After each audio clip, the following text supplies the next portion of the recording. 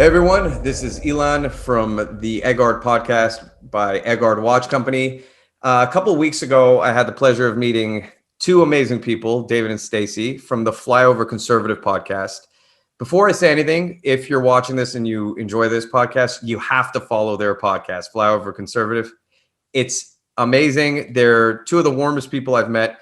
And actually, that was what inspired me to bring them on because we had talked about various things. And one of the things I've personally struggled with in my life is faith. And, sometimes you feel distant, sometimes you feel really connected. And I just felt like I could talk to you both about anything. So I'd love to just, introduce you both. If you want to say hi to everyone, give a little background about yourselves, and then we can jump right in.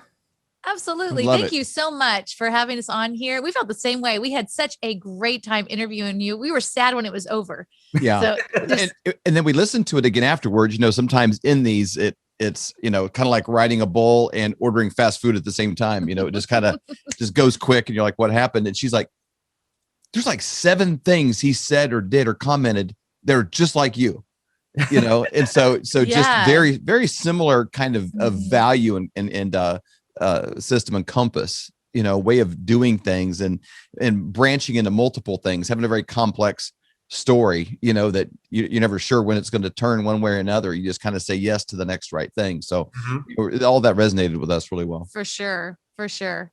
So we're excited to be here. Kind of a little bit of our background. We're actually this week celebrating our 28th wedding anniversary. Yes, Woo-hoo! That's big. Exactly. So very exciting. We have known each other since the 7th grade. So known each other a long time. Yeah. Advice to young men out there. If you find a good one, like just put a ring on it and then but before they travel a lot and realize how many options there are in the world, just get it under contract really quick before, there's an open house and a lot of other people get interested. So that's good advice. Funny. Yeah. That's incredible. So that's 28 years. Yep. And we've actually been business partners for 25 years. Yeah. So in March here, we're celebrating our 25th year of being business partners. So not only married for 28 years, but 25 out of those 28, we've worked together. Which is complicated. It could be its own little podcast in of itself. The idea of, working together, doing life together, raising kids together, and there was no manuals for that. We weren't modeling something we saw with our parents or, they didn't have a class in our school, success 101, how to have amazing relationships and achieve a lot financially. I would love that class if they had Definitely. It. They didn't touch on. I don't even know how to do a checkbook. And how to fight fair, how to fight without having collateral damage in it, how to segment, that, okay, now we're done with this. We're moving into, a date night or have a dinner and not talk about business or the email you got or, all these other things. So that was, so you can thrive equally, in both areas was really a big focus. We had a lot of first 5 years were rough. With a lot of broken dishes. We did.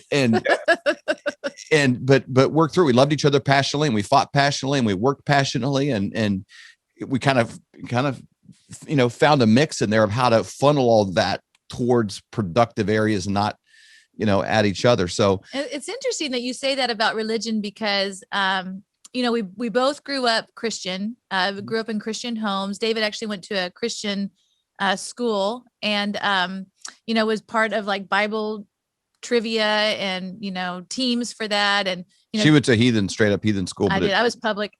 It was my outreach program. Exactly. It's actually not even close to the truth. But I kind of grew up more about, my personality really kind of like lent itself to this, but I was more of a rule follower. Like, I checked all the boxes, I came to Sunday school, I had my Bible, I brought a guest, I get my stars, all of those things. And David was a lot more about relationship with God.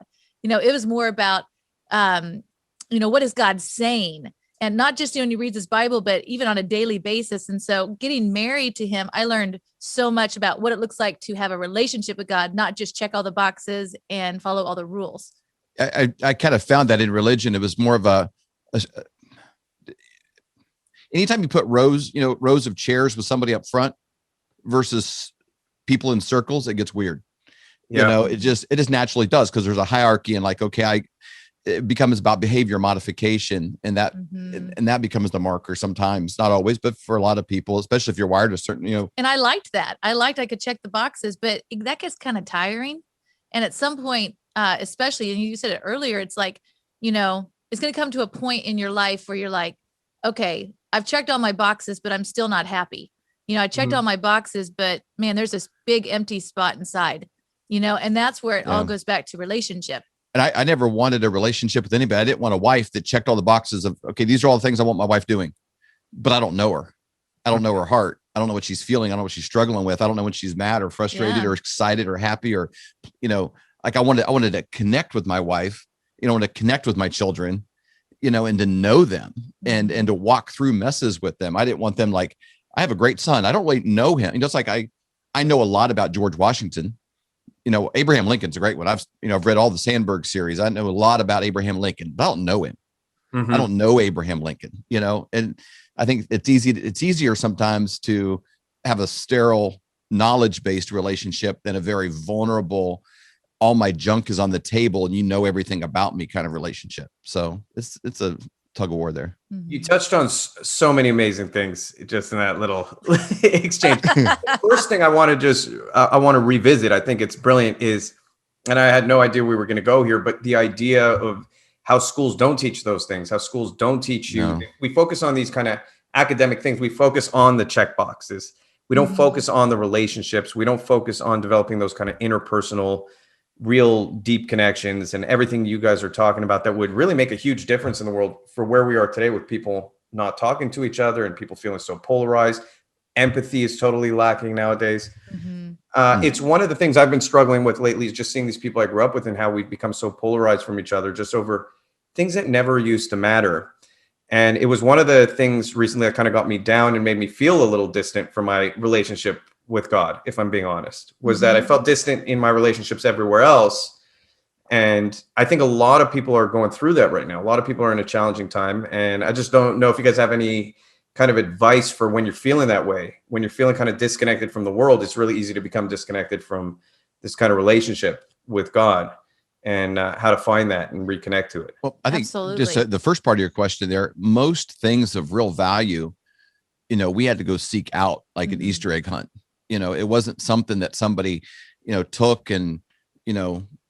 Miyagi came to us and like, here's all of the, we had to really go seek it out. But most of the times, we had to go seek it out of brokenness in a spot. Like, man, this is just, even start with our relationship, we would fight a lot. Nobody could hurt me like her. Nobody could make me as happy as her. And like, how do we make this work? So we were always looking at older couples. Of course, when you're 20, we got married at 20, so everybody's older, right? Yeah, people our age, they were really old. Somebody was 30. I was like, wow, you're sticking around pretty good, But people that looked like they were thriving in their relationship, that were enjoying it, that'd been married for, they weren't just not getting divorced. They were actually thriving and like excited to see each other and, still holding each other's hand and, going on dates. It's like, man, how do you get that?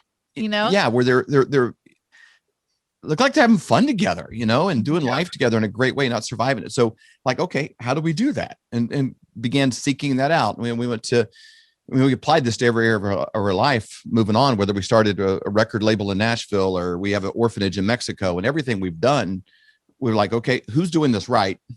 Who has something we can model? And I think that it starts with humility on your part. Like, I don't know, but somebody knows. Yep. And I think those are two important things. One, to first know, I don't know. I don't know. Yeah. And then also have that hope of somebody knows there is a way. And I'll try this way. It didn't work. Well, that means there's not a way. It just means that wasn't the way. And then find someone else. And so one thing we did in marriage, like we just went to one kind of a workshop, something each year, for our marriage. And I'll tell you, most of them were worthless. You think, well, hey, I went to this marriage workshop and they gave 3 tips and we applied those and things were great. Most of the time it was behavior modification for sure. It didn't have anything to do with really love or seeing David the way that God created him.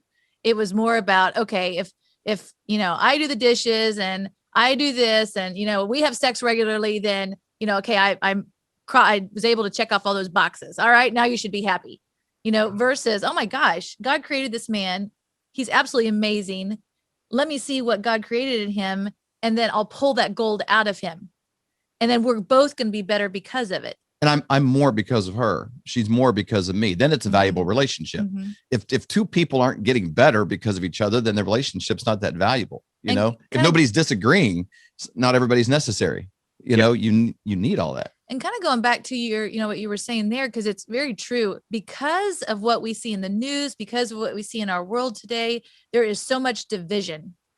And when that division is there, it's like, and it can cause division between you and God. And I think it comes back to, every time for me, it comes back to love. To look at every person through those eyes of, okay, what is good in that person? What can I identify that's good? And I focus on the good, because it's much easier in a sandbox to find a cat turd than it is to find a piece of gold, And so it's like searching. It's like panning for the gold, trying to find the best in that person. And that all comes from God, because God is love. And I think the more time that you spend with God, the more you see people that way. It's almost like, if I have this cup here, and if I pour water into this cup and I keep pouring, eventually it's going to start overflowing. And it's like when you're spending time with God, you're spending time, and that's like the water. When it gets to the top and you continue spending time, it starts to overflow and you start to leak everywhere that you go. You leak love. And I think that's kind of what is going to draw this country back together, create more unity, is seeing the goodness in people and calling that out, not just seeing it, but calling it out in them. Man, I see that you're good at this and this. And man, I love the way I love the way you laugh. You have a great laugh. You bring so much joy everywhere that you go. And starting each day, knowing every person you come across, two things are going to happen. One, it's my responsibility to find the gold in you. I love that. It's like, okay, there's something in there. And it's laziness on my part to not look, because I don't know. We're put on this planet to engage with humans. And, one of the worst punishments they can give you is solitary confinement. That's what they do to punish you in a prison. You go crazy alone, but sometimes you're like, oh, people drive me crazy, but you go crazy without people. So, that's what was so tough about this last year. The isolation. Yeah. And loneliness. But there's this frustration when you're with, you're surrounded by people, and I got to try to find the gold in them. And some of them, it's harder than others, to find, but you have to believe in you. It like has to be a core value. Like it's there. There's good in everyone I meet. And then the second thing is, as I meet people, I have a responsibility, it's a prosperity consciousness of every form of prosperity is a value for value exchange. I have to bring more to the equation than I'm taking. Well, that applies to every interaction. How I leave a voicemail. Does my voice go down at the end? Like, okay, call me back later. All right, bye. Well, you feel sad just because you heard my voice, just my tone, right there. Versus I'm not. Versus, hey, sorry I missed you. Can't wait till you call me back. Look forward to this weekend, man. Have a great day, dude. Bye. Everybody has their own personality, but personality is also not a cop out for sucking at how you treat people, Yeah. And so being a little uplift, I'll sit there sometimes at the grocery store, I'll be like, all right, I'm going to go down one of these aisles. I'm about to bless somebody, and I'm not going to be weird or overt, but I'm going to smile. I'm going to be kind. I'm going to be the nicest person, the most, hey, just appreciate the person that's checking out my groceries because they're serving me in that moment. Man, thank you. I appreciate it. Great job on that. And smile. Even if they do a poor job, I'm going to leave them better than I found them.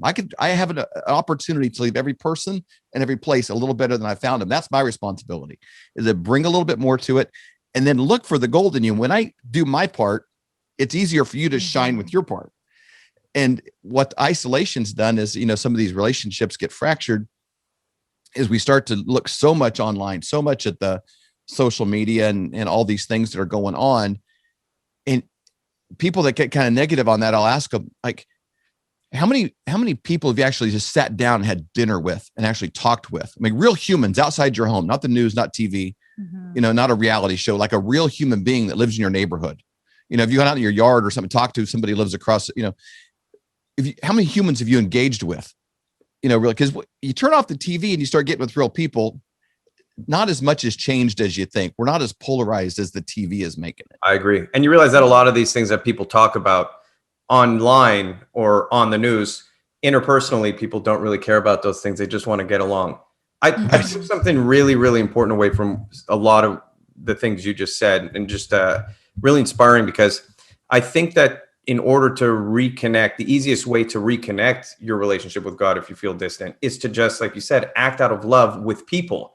Because if God is love and you're acting out of love, then you're putting that into the world. Yep. It will naturally reflect back on you and your relationship with God. Yep. Because I feel like when you feed into negativity, when you feed into like nihilism and you become hyper material and hyper focused on all these things like the internet and all these things, you do completely disconnect. And this past year has been so easy to do that because of the isolation. You really just hit it on the head, the nail on the head with your whole breakdown of how we've started treating each other, how that feeds away from that. Do you feel that a lot of the higher rates of divorce that we see, bad relationships, breaking apart and all these things happening have to do on some degree with that, with a disconnect from a relationship with something bigger than yourself, with a relationship from God, and kind of connecting to the idea of just always acting out of love? That is a great question. When David and I actually got married, his dad actually sat down with us and he showed us this triangle, and he had David written on one side, me written on the other side, and God written up top. And he said, if you guys both draw closer to God, you are drawing closer to each other. I thought, what a beautiful visual, because the more that you do that, the more that you are encountering God, the more love that you're showing, then you do start to see other people through those eyes. And you're right. If you give love, love automatically comes back to you. And like you said, God is love. So it does connect you to God. And I totally agree with that. I think that is extremely important in relationships. It always made me sad sometimes if our kids didn't treat each other well. Like they could individually treat me well and keep my rules. They're not in trouble. But if they use a short tone with each other, or were rude to each other, even when they were little, it's like, he's touching me, or, he's all that, I'm not touching her. I'm not touching her, he's touching me. Like as a dad, though, it would hurt my heart when I would hear them say angry things towards each other or just not treat each other with kindness. Because they're made so different. I think we could have 100 kids and they would all be completely, different in a lot of ways, but they sort of fit together like a puzzle. They have strengths that complement one another. And when they treat each other poorly, I would be like, oh, as a dad, it would hurt me that they were hurting each other. They could be good to me, but they were hurting each other. And like, I wanted them, to treat each other well. And I think that's also a good way to draw closer to God also, is to realize, like, no matter how I feel about Stacy or this stranger over here, or even somebody you see on the news that did something horrible, nobody is, the one thing that's happened with our news media and stuff today, we sort of make an individual the summation of a current 30-second news bite, sound bite. It's like, that guy's not that, he obviously that was a poor choice, but that choice is not the summation of his total essence. And it doesn't define him. No, it doesn't. I don't want to be defined by my worst choice. Maybe mine was in secret and his is in public, but nobody is their worst moment, And so the more I can be like, okay, I want to get to know God, and that's a movement in faith. But she's right here, so the best way I can demonstrate, okay, I want to know you is if God created her, well, what about her is created in his image? And the more I can lean into that, and not, again, it's easy, maybe not always easy to love your spouse, and people struggle with that, but it's easy to love the people closest to you care about. But if you begin to look at each person as, man, they're all, it's like I'm made in God's image with this unique spirit that was placed inside this body. I mean, I'm a spirit that has a body, and I'll die. My belief system is my body will, turn to dust and go away. And I'm made of something that's more than this. You could cut off my arms and my legs. I'm still me. I could gain 100 pounds. I could lose 100 pounds. I'm not defined by this car that I'm driving around on earth for a while. So the more I kind of get to know the her that's really there, the gold that's inside, or maybe a difficult neighbor, or something like that, like leaning into that is in itself pointing yourself towards God also, because, man, it's really hard to say, God, I love you, but I hate your people. Yeah. I hate the creation that you made. It's like that's incongruent. Yeah, I think that's why it was a huge command of Jesus's, love your neighbor as yourself. Now, you don't want to have a hidden microphone in my car when I'm driving around half the time either, because you'll hear the most foul things come out about my fellow man. It's a process. Fair enough. It's a process. Yeah. And I think that's okay. Yeah. I think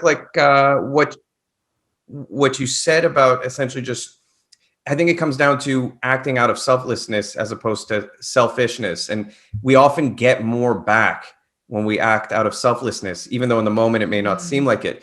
There was a couple situations and things that have just really kind of gotten to me lately. I had friends on, again, social media celebrating not to make it political, but they hated Trump, and they're just really adamant about it. And then when the Capitol thing happened, that woman was shot in the neck, and they're recently now posting memes celebrating her death.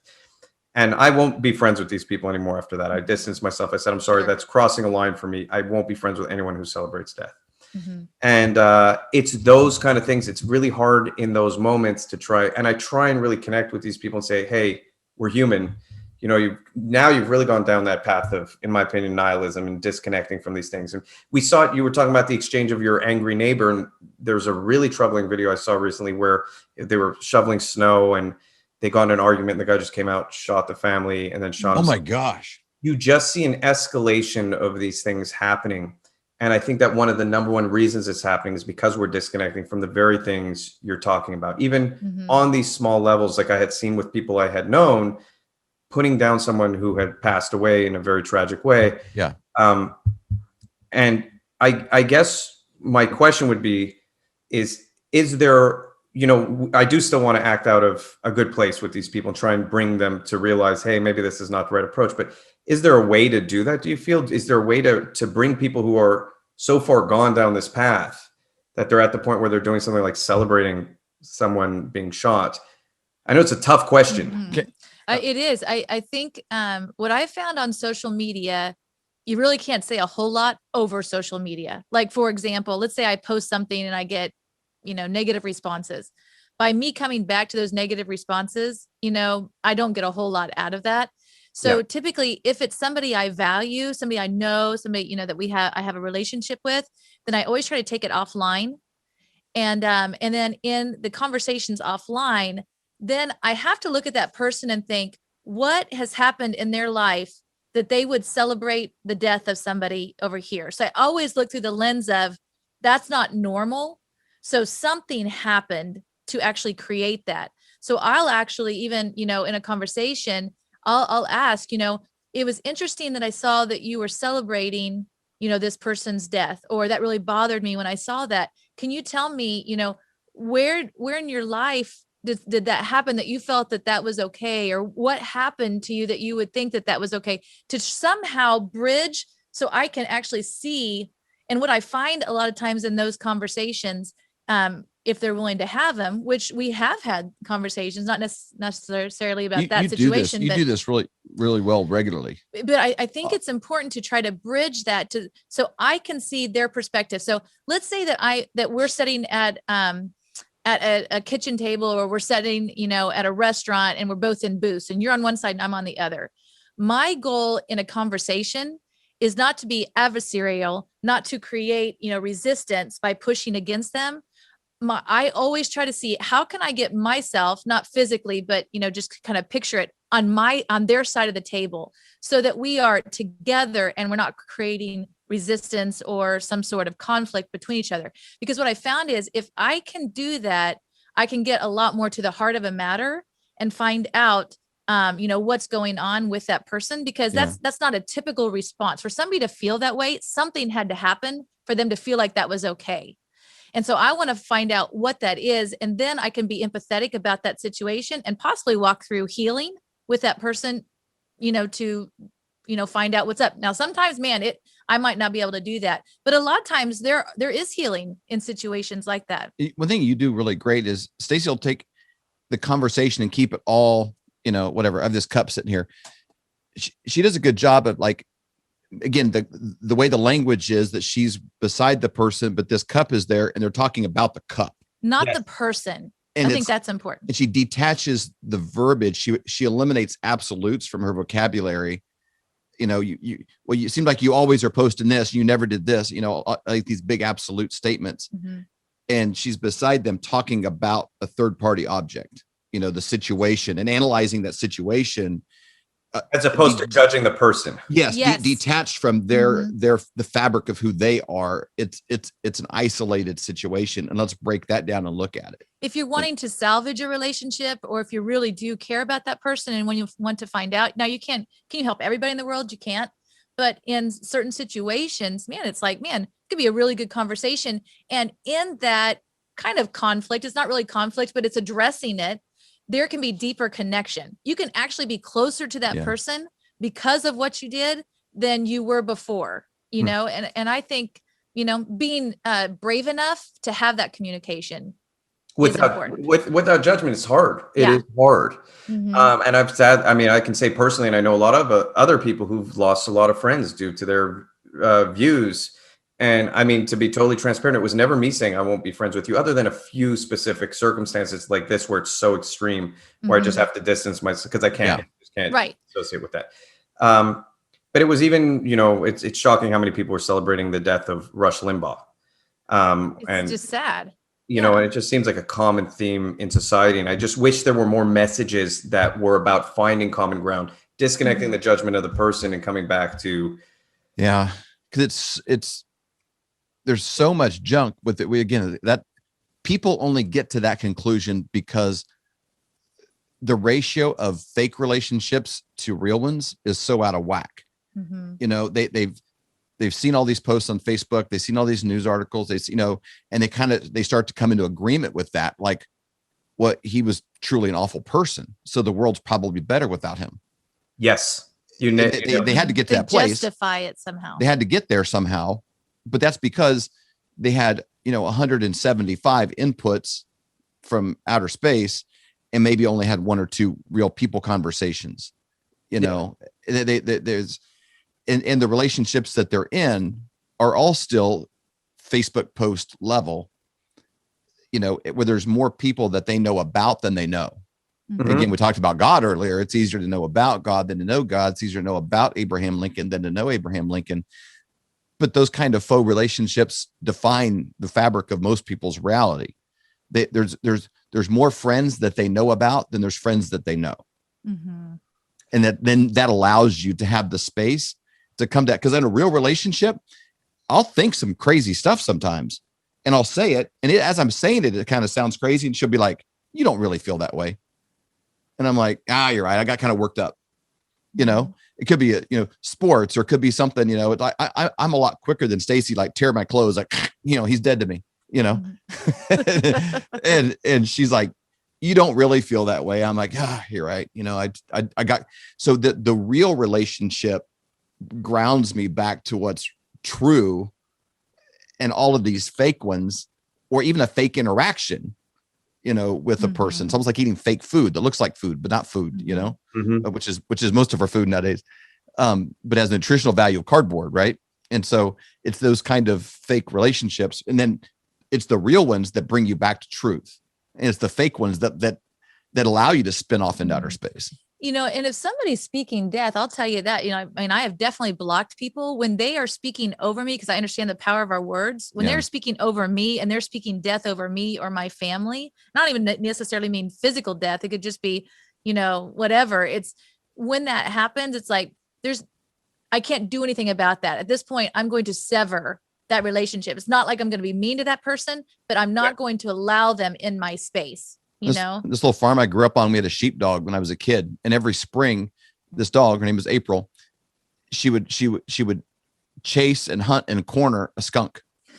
And I don't know if it was like skunk mating season, skunks be traveled, it'd be like a certain window in the spring, and she would get sprayed by a skunk, and man, she would come running to us and want like, and it was, I'm like, it's kind of like social media a little bit. Sometimes like, in this window of time, I can't have you close to me.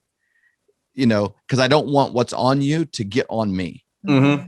I'm going to need some space for a minute. Now, I still valued my relationship with the dog. We didn't have her put down, but I had to create an additional boundary that I wouldn't have had if it wasn't for that incident. Yes, that's a really good example. That is a great example. Mm-hmm. It's funny because my dog was sprayed by a skunk. So I was like, oh yeah, man, her face got all like irritated from it. I didn't know that skunks do that. She was in pain. Yeah, it burns them. Her. She was breathing weird. I was like, oh man, that scared me.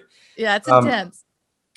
I think that one of the things that is important to touch on is the importance of gratitude, which I think you very much kind of did touch on that thus far to some extent. But I don't know if you want to dive deeper into that, into the idea of gratitude, how important it is. And I just see your relationship. I see how connected it is and how grateful you are for it. And I think it's easy to not take advantage, to forget that that's going on and to not be present in it and enjoy it. Mm-hmm. So I don't know if you have any words about the importance of gratitude. I had a friend who just recently gave a very cool Kabbalistic breakdown. He's a Jewish Iraqi man who gave a very cool breakdown of what the Kabbalah says about gratitude. Wow. Wow. That would be fun to hear. Love to hear that. Cool guy. But if you have any words on it, I think that's an important thing to always just bring up. Sure. I always kind of look at it from, let's say, God's perspective. Let's say as a parent, like if I give my kids something and they're not grateful for it, I don't have a lot of desire to continue to give them gifts because I'm like, they didn't even appreciate what I did give them. Mm-hmm. And so like in life, I kind of look at it as, man, when I am grateful, there's so many things that apply to that. But I just know as a father, God has to look at me and like, man, I want to give you more because you're grateful for what you currently have. And you also can steward what you have so you can have more. And so that gratitude, it's so important. There's been seasons that I've gone through that I just have a moleskin like this that David made me. And I'll just pull it out like in the morning in my quiet time with God. I just start writing, what am I thankful for? And it could be as simple as, my dog or just this home to as extravagant as this amazing husband, that he gave me or, the opportunity to travel or whatever those things are. Yeah. But everybody can be grateful for something in their life. And sometimes it just goes back to writing down what are some things in your life that you're grateful for. It could be air conditioning in your house or heat. It could be that we live in the United States of America. It could, it could be as simple as that, I have 3 meals a day. You got clean water. I have clean water, I mean, most people live in a situation that's so good. Like most people live better than any king throughout history. Yes. Right now, but it's easy to get twisted on that. It is. And so, what I found is when I do that, things start to flow. And it was just an exercise of when I start to feel, I'm like, man, this sucks. This situation sucks. But if I can, change my state of mind by being grateful for what I do have, what I've found is everything starts to change in my life. More things come to me. It's like, oh my gosh, look at all this favor. I'm overflowing with favor. And I don't think that's an accident. I really do think it's a principle that's put in place, just like gravity. If you jump off this table, you're going to fall to the floor. It's a principle of when you show gratitude, great things come your way. And I think it's the same thing as a parent would have with their child. Man, my child shows gratitude for what they have and they take care of it. I want to give them more. And that tends to be your reality. That's what you're focusing on a lot more, as well. So it tends to be there. It manifests itself more. It does. And not even that you created it. It's just, you can look at the ground and there's like trash or something, but you can look up and maybe there's a mountain and it's like, man, the mountain's beautiful. It's like, where your eyes at? That's you're just going to see more of it. So I will say this, every time I've gone through, I haven't been doing it lately, but when I do write in a journal in the morning about the things I'm grateful for, and the things I also want so that I can be grateful for them. Yes. I had a friend say something really interesting to me. He said, there is no request of God. He goes, when people pray, they always pray small because they feel like it's wrong to ask for something big.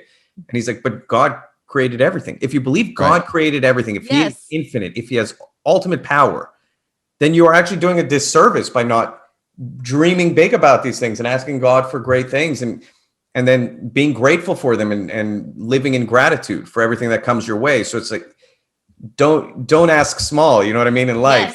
Yes.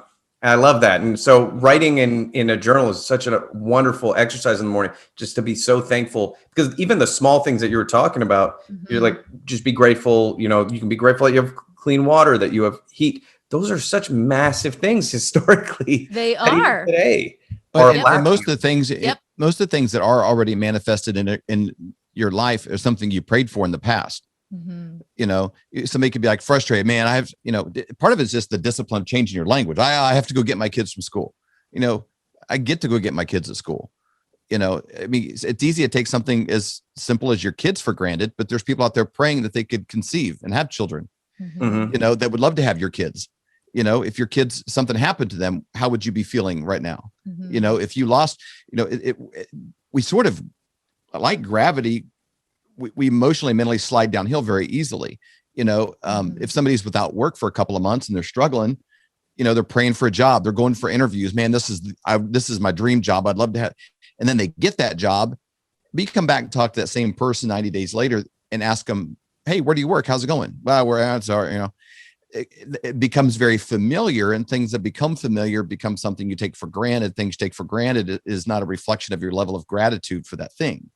And so you begin to take your relationships for granted. Like, man, if something happened to Stacy, like, man, you know, how would I feel? You know, it's like, you want to take every, you know, every day, every moment, every conversation. And I remember one time my son, we started him in a business in his early 20s. He was just crushing it. He's making 6 figures, mid 20s, loving life, you know, just, but kind of like most things, you begin, you know, he had a sales organization and people, and he's like solving problems all the time, and began to be so focused on the problems that kind of began to look like all there was. He was frustrated with different people that kind of maybe weren't meeting expectations and stuff. And so I said, you know, just stop a second. I said, instead of solving all these problems, I gave him a yellow pad and I said, write down 5 people's names right now that are working for you. And he did. And I said, I want to give you half an hour. I want you to go and write everything you can think of that's good about that person. Everything you like about them, everything, you know, that is valuable about them, every skill they have, everything that's unique about them, anything that they've ever done for you. Just fill it up. I want something on every person. He didn't make it very long at all. He's actually there crying. He's like, golly, I love these guys. What am I thinking? Why am I, you know? And all of a sudden, nothing changed, but everything changed. And it was all on the inside. But these, again, everything you learned that's valuable, that we learned that was valuable, came after school, and we had to go seek out.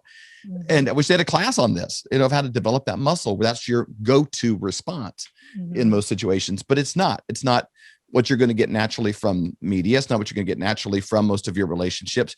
This is something you got to wake up in the morning before your feet hit the carpet and be like, I'm going to choose this day before I even start. I'm getting my mind right. I don't walk into an environment with a clean slate and bounce off and ricochet off everybody else's thing.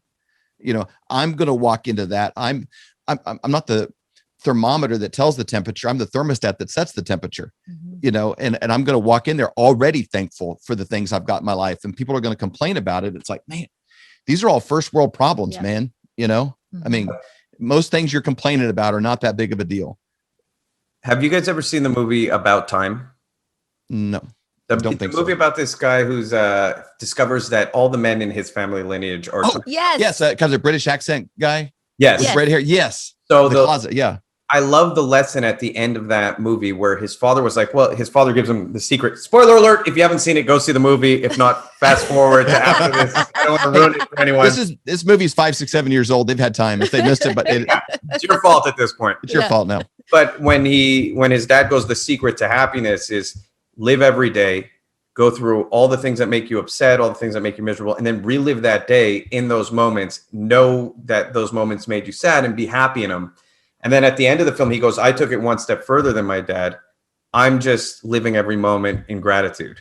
And that's the end of the film, is the realization that he doesn't even need to time travel, that every day is so beautiful if you actually are willing to see it and are willing to look at it. And that's the real message I consistently get from you both, is you are both just living in absolute gratitude and love every moment you can. It's really beautiful. But when you get out of that, then you just develop that as a technique of like, okay, how do I get back? And sometimes calling each other out on it, you know, of like, wow, you know, that sounds like a really big problem. Why don't you go explain that to so-and-so, you know, that's dealing with something much worse, you know, and, you know, it kind of shifts your mindset. It's like kind of like a, maybe some water in your face. Yeah. Or something like, okay, wake up. But you need kind of that accountability sometimes, because it is, again, your natural, you know, bees can't fly in space, right? I don't know if that's true or not, but I've heard that. It's like they can. Space bees. There you go. Exactly. We need resistance. What do your muscles do? They atrophy. If your arm in a cast, it shrinks. We pray to God to remove all the resistance, to remove all of our troubles, to remove all of the problems. And even not to compare myself to God, there's a big gap, right? But thank you. That's good. I wanted that disclaimer. We'll write it on the bottom of the screen. Exactly. I don't want his viewers to get confused. But it says that just a human, selfish person, like with my own children, like I don't want to remove all their problems. I would rather them be in the mess, and I'll go get in the mess with them and walk out of the mess with them. Mm-hmm. Because that's going to draw us into a connection. Because what do? You remove that problem. Now they don't have that financial problem. They don't have this. Are you going to put them in a levitated state, wrapped in bubble and marinated in essential oils or something? Like, how many problems are you going to remove for your kids? We're dying from the moment we're born. We're only here for a minute, and it's like over. Everything around us is, you put up a new wooden fence, it starts decaying. It's like, that's the state of things. You can't extract every problem from our process. Mm-hmm. And so it's like, okay, how do I engage with that stress? How do I engage with just gravity on my body? How do I, we go to the gym to lift weights to increase resistance because that makes us stronger. We have such a soft, cushy world now. We have to actually go and explain a treadmill to somebody that lived in the 1500s, like, why would you do this? What's wrong with you? I'm busy walking 14 miles, exactly 50 pounds on my back just to get water. And I drive around to get a better spot at the gym to go walk in the treadmill, to get closer. That is the funniest thing. And we all do it. We all work as close as possible to go get a cardio workout instead of walking the extra 30 seconds. Like, what is wrong with all of us? Why are we like that? But you can't remove all the stress from life because you sort of remove life from life. Mm-hmm. Yeah. And I'm not saying you got to make poor choices and increase your problems, because a lot of people's problems are, today's stress is sometimes a manifestation of yesterday's procrastination or poor choices or whatever. But it's like, okay, those are poor choices. Now this is the cards I've got. How do I play this hand? And you're just not going to remove. I can't remove them. And I wouldn't want to remove all the challenges for my kids. We've seen kids on TV that have had all their problems removed. Yeah. There's documentaries about the train wreck it becomes. Mm-hmm. Yeah. And so how do we then engage in those problems, engage in that stress, and maintain a level of thankfulness for the things that are going right as we try to pull out the weeds that are wrong? That's the challenge. I think that's how you learn to interface with reality and be empowered, is not by running away. And I think that's good parenting. Mm-hmm. And I think it's one of the things that is sorely lacking in the world, and why a lot of these interpersonal relationships are failing, is because we run from adversity. So we're in a relationship, it gets difficult. We don't want to put in the work to fix it. And that decay of relationships with people will inevitably lead to a decay of a relationship with God, I think, because if you can't work on anything, I like, before we started recording, you touched on something really interesting. I'd like to revisit it. You're like, it wouldn't be faith if you had absolute proof. Mm-hmm. Yeah. My computer's chirping for some reason. I don't know why. I don't know if it's being picked up, but I'm hoping not. It's very weird. Still says recording in the corner of the screen. So it's definitely recording. It's just chirping. It's chirping.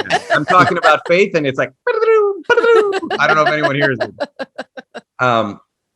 But I love that. I love that. And that in itself is a form of adversity, right? That we don't know, but we believe fully. Everybody's been in that moment, like, okay, you said, talk about your struggle with faith. Well, all faith is a struggle, but otherwise it wouldn't be faith, and it's one thing to have faith, man, things are great, but where's God when you're driving home from a funeral?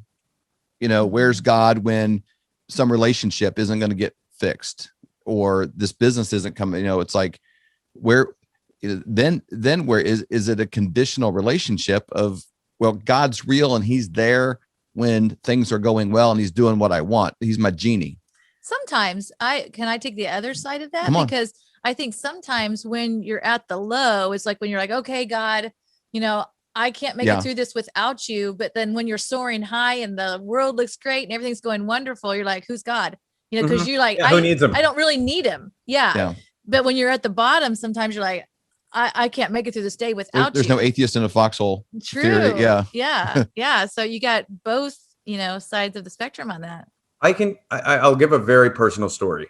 There was a time where I got diagnosed with the autoimmune disease where they had found a mass in my spine. They first thought it was cancer, and then that whole ordeal where they told me I probably won't be walking. I was just in such constant pain. And it's interesting. They say, like, if you keep your hands up like this, it's not hard, like with a 3-pound weight, right? If I told you to do this for 10 seconds, you'd say no problem. But if I told you to do it for a month, if I told you to do it for a year, it starts becoming torture.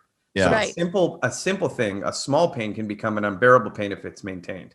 Mm-hmm. And so I was in constant pain all the time, and I was okay for a week, okay for a month, okay for 3 months. My head was killing I was having muscle spasms, neurologically going crazy, couldn't speak right. It just messed me up completely, this autoimmune disease. Wow. I got to a point where I felt completely detached from my body, completely detached from everything.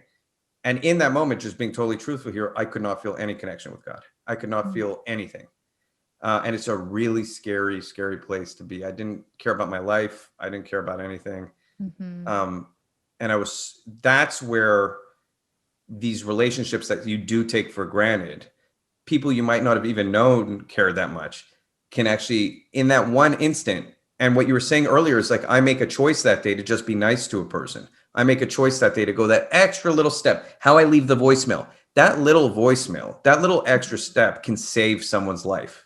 Yep. Literally save someone's life. So it really resonated with me, because in those moments, I really felt disconnected from everything. And it just took a few simple things, a few simple kind acts to kind of pull me just enough to start, finding that again and finding everything again. I wouldn't be here today necessarily without a good Especially father. in that situation, you probably couldn't perform in a way that substantiated your identity. Yes. That had to have been really hard, because you're really, really gifted, really active, hardworking person. in like athletics and in acting and in business. And so when you sort of get reduced down to just your, just the bare bones, that had to have been a really tough struggle. Perform at the level that you normally can perform at. Because I'm sure most people that know you, it's like, man, you probably draw a crowd. You're fun to be around. That's engaging, so it's like when, there's a lot of things that probably draw people to you, and in your own mind, I'm sure walking through that was tricky when a lot of those things are gone. And it's like, you probably want to drive further alone. Mm-hmm. Yeah. Well, the biggest lesson I took away from it was that I always had in my life. And I think many athletes, you talk to professional athletes, you talk to people who have a specific skill that has kind of like a time frame from it. You are the thing you're doing, right? Mm-hmm. That is your identity. Mm-hmm. And so I did lose that. I couldn't do martial arts anymore. I was having trouble with work. I definitely could not act on TV shows when I was like that. I couldn't do anything physical. And so I had no identity. What it did teach me is that all those things are not me. I am my relationships with God. So you're right. In some ways it did strengthen my faith, because I felt like if I can make it through that and I could just have that relationship and create these other relationships. It's so interesting that we're created in a way, like you said previously, that we need other humans. We need relationships. Yep. We don't really need anything else. Everything else is an illusion. Mm-hmm. I'm going to ask one last question. And I think it's an important one. It's one I don't have an answer to, but where do we go from here? How do we, and you touched on it previously, but there's such polarization, such extreme tension in the world right now. And how do we, number one, live with that with ourselves without getting caught up in it and becoming demoralized? But also, how do we affect change positively in that atmosphere, in that environment? And you did somewhat answer it. You did say with, one-on-one relationships. I'm just curious if you have anything to add to that. I do. Something interesting. A few years ago, there was somebody that was in our world that nothing really bad happened. It just, I don't know, just wasn't really great feelings there. And David felt like God called him to pray for that person every single day. And this went on for, was it a month, 2 months? Yeah, about like 2 to 3 months. 2 to 3 months. This is a season. And it was interesting over that time how much his heart and our heart, actually our heart, which is interesting because he was the one praying, but my heart changed too. our hearts changed towards that person. And there were prayers, it was like for them to be blessed, for them to have great relationships, them to have abundance, for for their children, for every, just is every good thing I could think of, maybe even that I would want, just like God, just shower that on them, just in lavish amounts, just goodness for everything in their life. Not to change who they were or what they were doing, just, bless them. And everything changed. I mean, it was unbelievable. It was completely different relationship after all of that.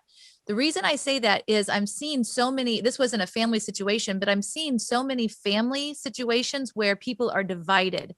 Like everything that's going on in the world, there's families that are completely divided, and families and these friendships are really important.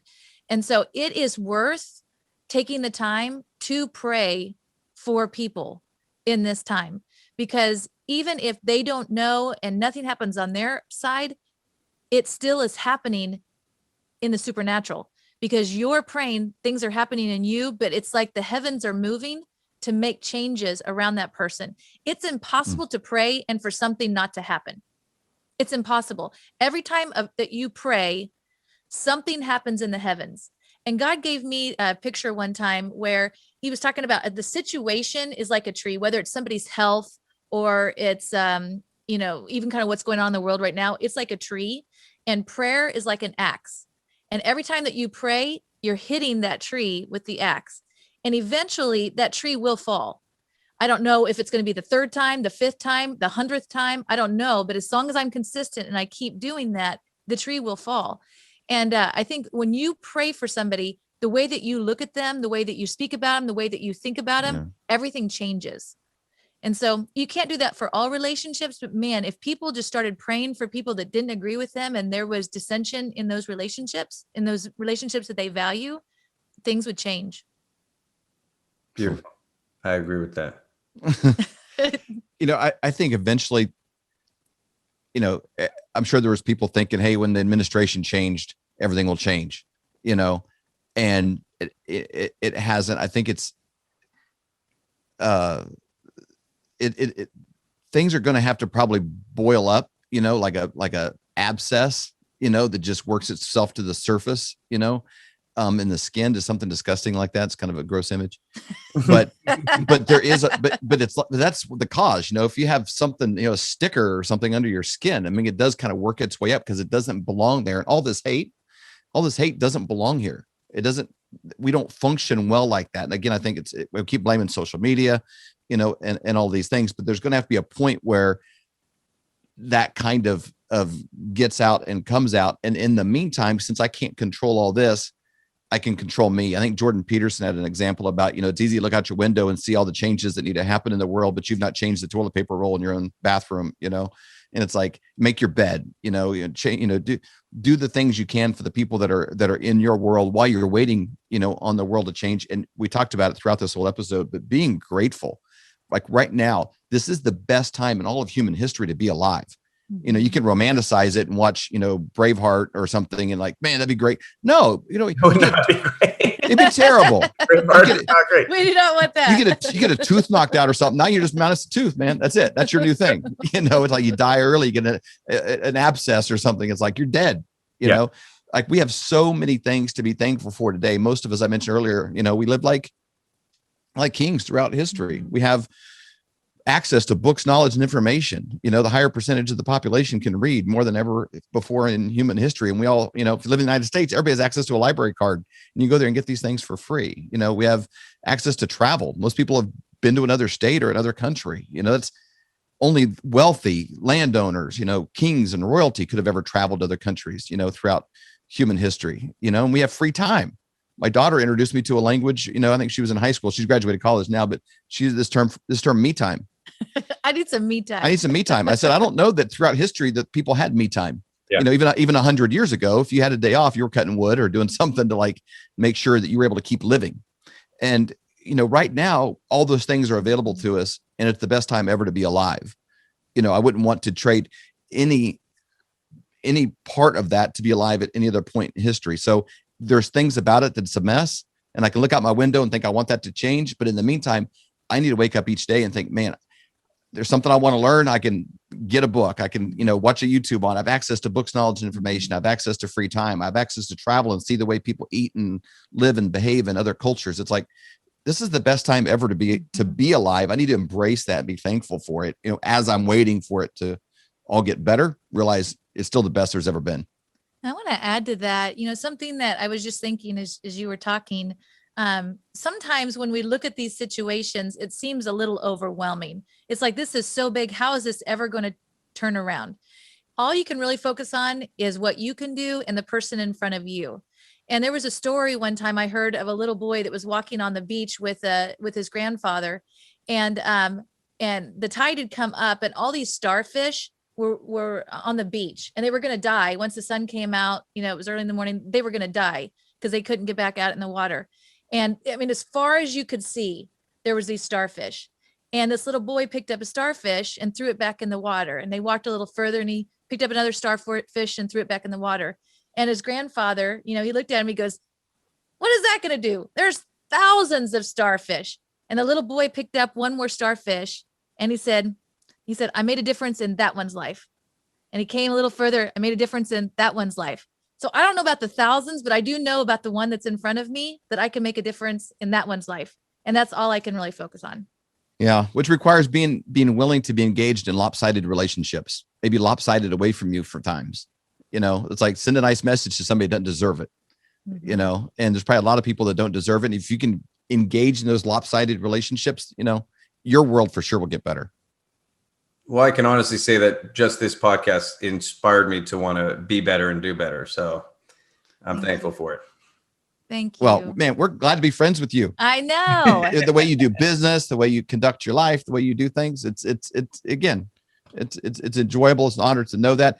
With the Flyover Conservative podcast and everything we're doing there, we're just trying to help people like wake up, speak up, and show up. We weren't media company people, we're business people.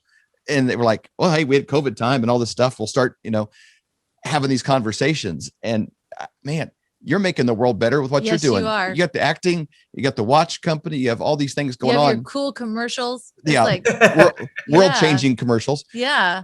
And you're still taking time out to engage with people and to share good ideas, to make good ideas easy to find. It's like, man, you're the example of really what everybody needs to be doing. Mm-hmm. Well, I appreciate that. And I want to give your podcast one more shout out for everyone. So please follow Flyover Conservatives.